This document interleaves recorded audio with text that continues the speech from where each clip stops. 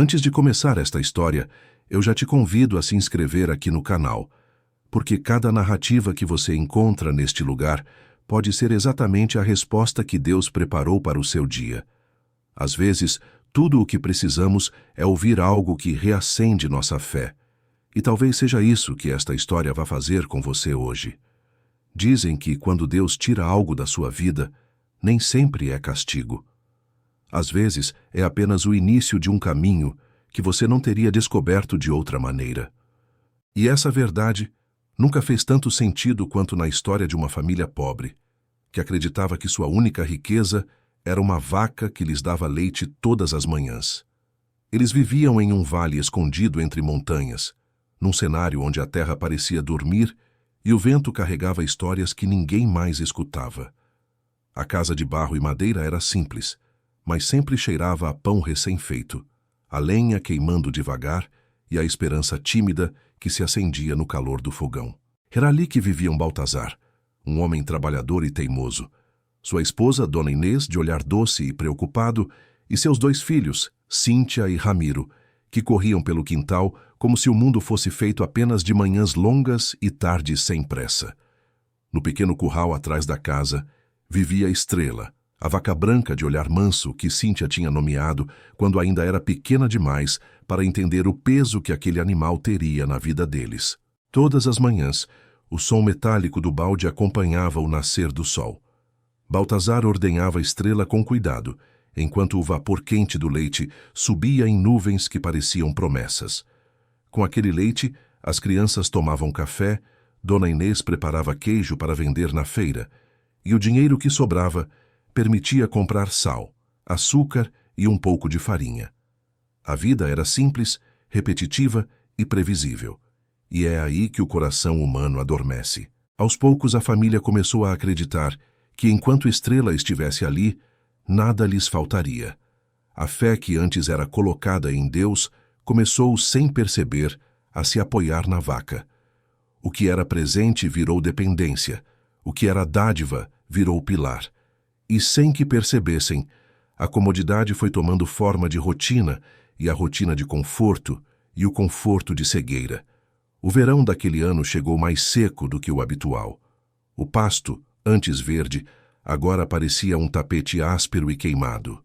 A terra endureceu, e a água do riacho diminuiu até virar um fio quase tímido.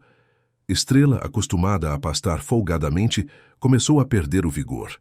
Seus passos se tornaram lentos, e certa manhã, quando Dona Inês foi ordenhá-la, o balde se encheu com leite aguado, quase transparente. Deve ser o calor, disse Baltazar, evitando encarar o medo que começava a crescer no peito.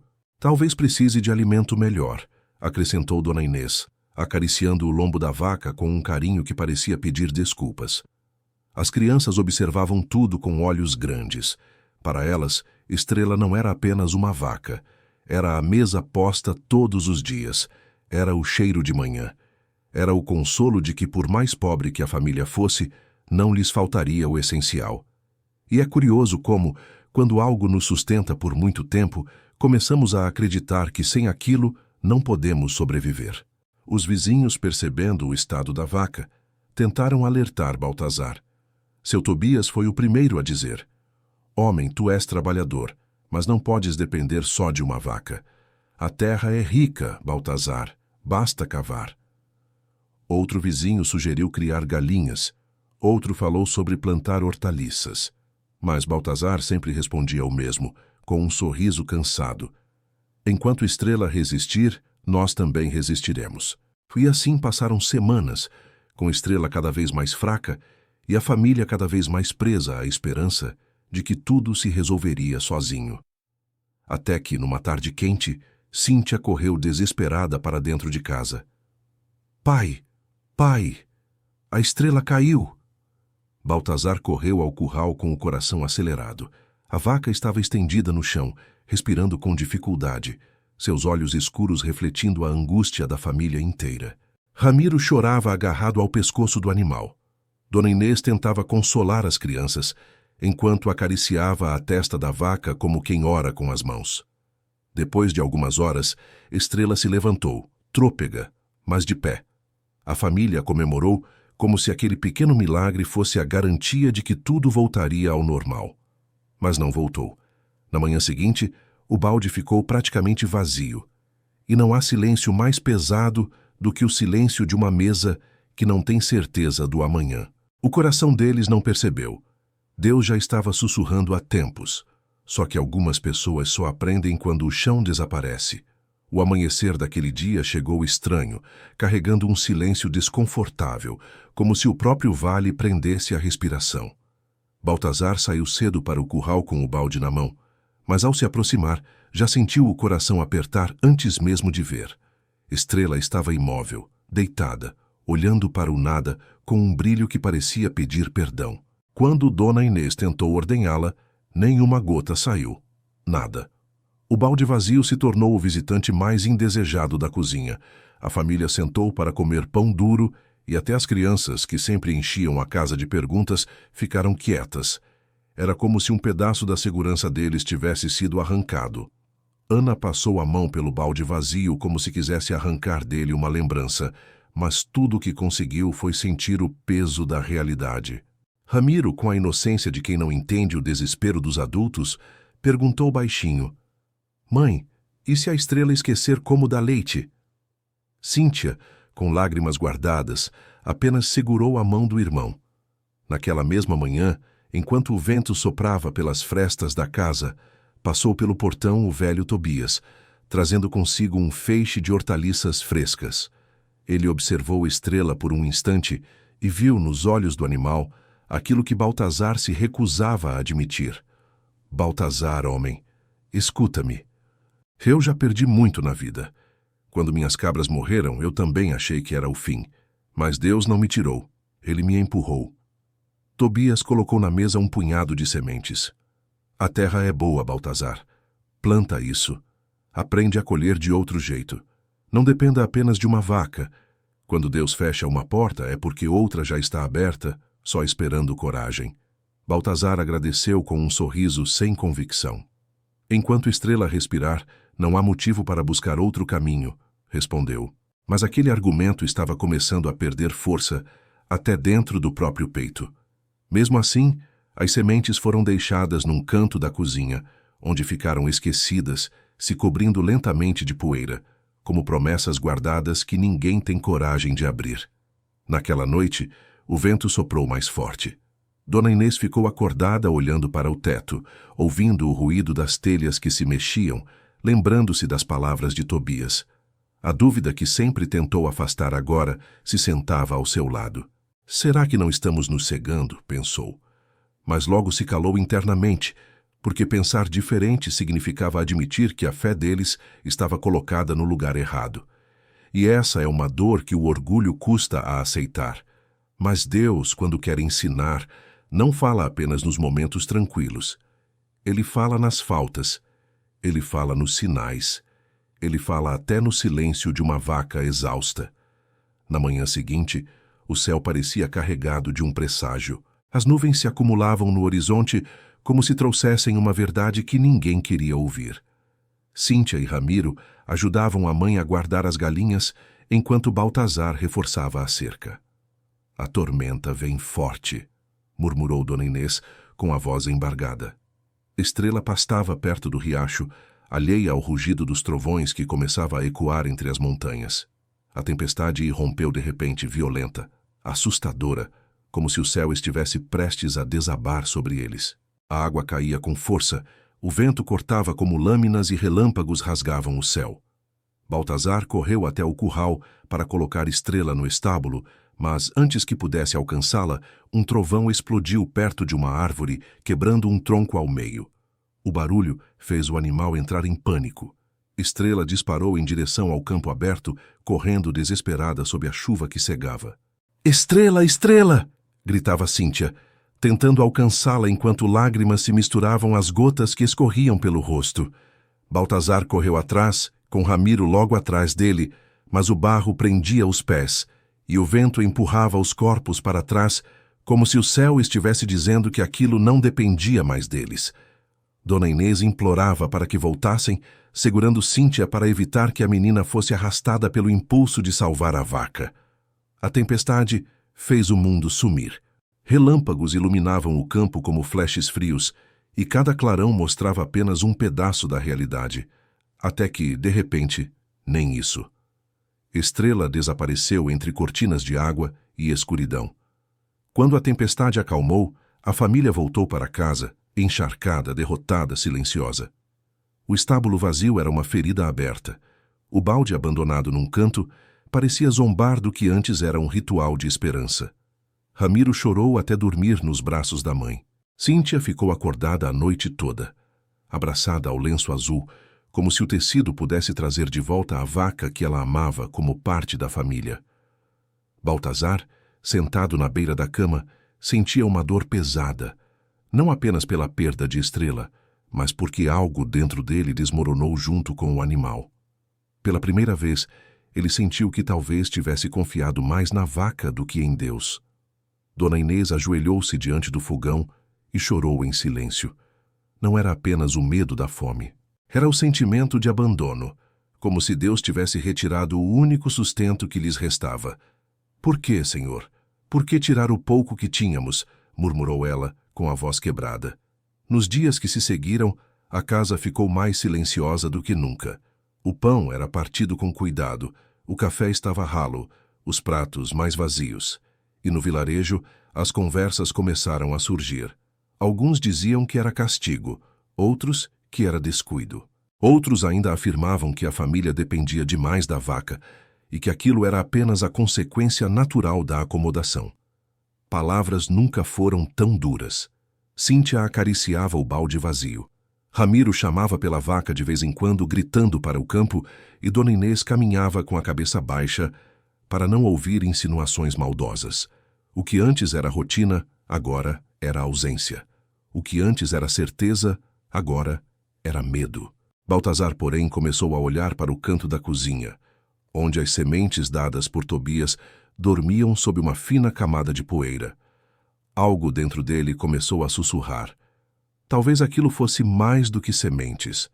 Talvez fosse direção. Uma semana se passou desde a tempestade, e o vazio deixado por Estrela parecia aumentar a cada amanhecer. O curral silencioso doía como ferida aberta, e dentro da casa o ar parecia pesado, carregado de perguntas sem resposta. Foi então que, numa manhã diferente das outras, Baltazar entrou pela cozinha com 2 pás ao ombro e a enxada pendurada pela alça, como quem retorna de uma conversa profunda consigo mesmo. Ele colocou as ferramentas encostadas à mesa e respirou fundo, olhando para a família com um olhar firme, ainda que cansado.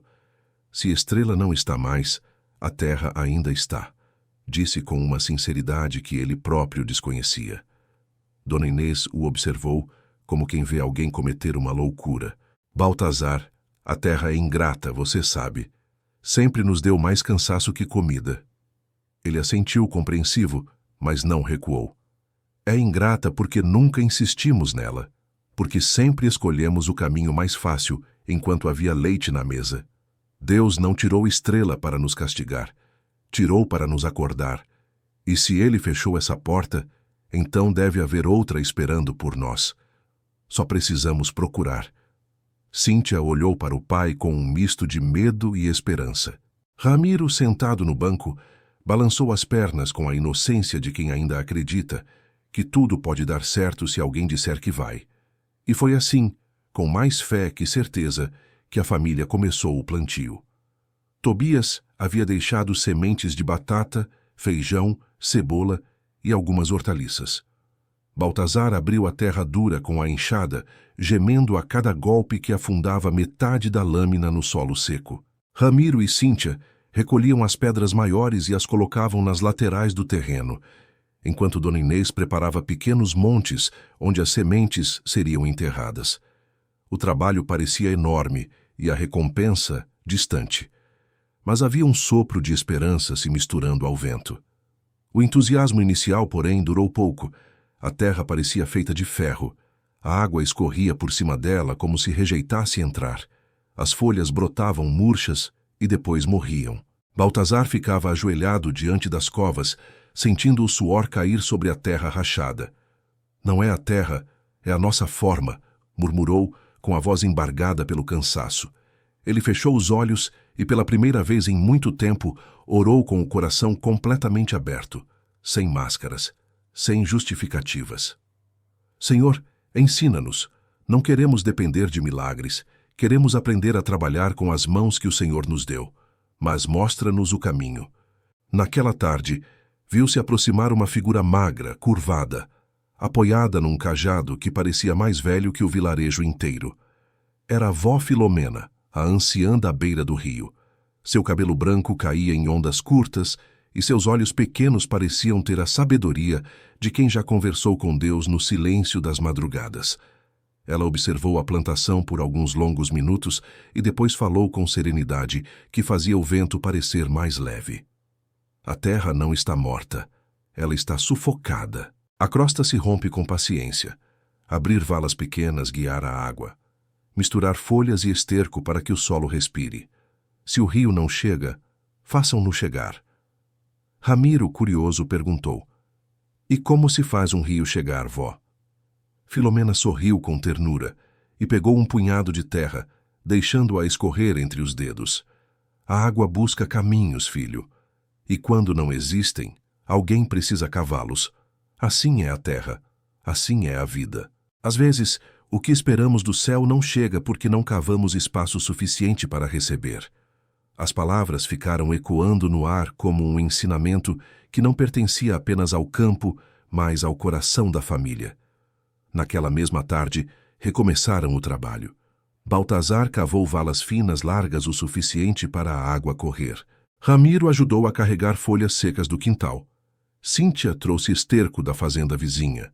E Dona Inês, mesmo exausta, misturava tudo com as mãos, sentindo a textura mudar aos poucos. Naquele esforço coletivo, algo também mudava dentro deles. A dor da perda começava a dar lugar ao aprendizado. E cada bolha nas mãos era um lembrete silencioso de que estavam renascendo. Depois de alguns dias de esforço contínuo, algo aconteceu. Na manhã de um domingo, Baltazar caminhou até o campo e, ao se abaixar, viu pequenos pontinhos verdes rompendo o solo. Brotos.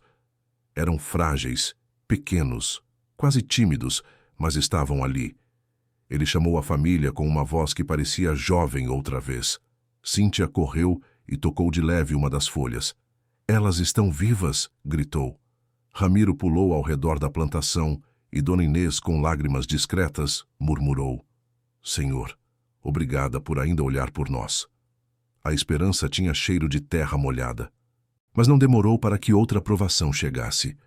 Uma manhã, ao sair de casa, Cíntia viu algo sobre as folhas. "Pai, tem algo errado." Quando se aproximaram, perceberam que uma praga de lagartas havia tomado conta da plantação, devorando as folhas com uma fome impiedosa. Em questão de horas, o que antes parecia promessa virou devastação. Dona Inês chorou, agarrando o avental como quem segura o próprio coração, prestes a cair. Baltazar sentiu sua fé vacilar. "Meu Deus, ainda não é suficiente?" Mas Tobias apareceu novamente, e junto dele, a lembrança dos ensinamentos de vó Filomena. Prepararam uma mistura de água, cinza e sabão e borrifaram folha por folha. Foram 3 dias de trabalho em silêncio, 3 dias de fé misturada com esforço. E aos poucos as lagartas desapareceram. Então, como resposta final do céu, a chuva chegou. Não uma tempestade destrutiva, mas uma garoa suave, constante, acolhedora. A água escorria pelas valas que haviam cavado e se infiltrava na terra com a delicadeza de quem visita um amigo há muito tempo esquecido. Em poucos dias, as folhas cresceram com força. O feijão subiu pelas hastes, as batatas ficaram firmes, as cebolas brotaram redondas. Pela primeira vez, a família tinha mais do que precisava.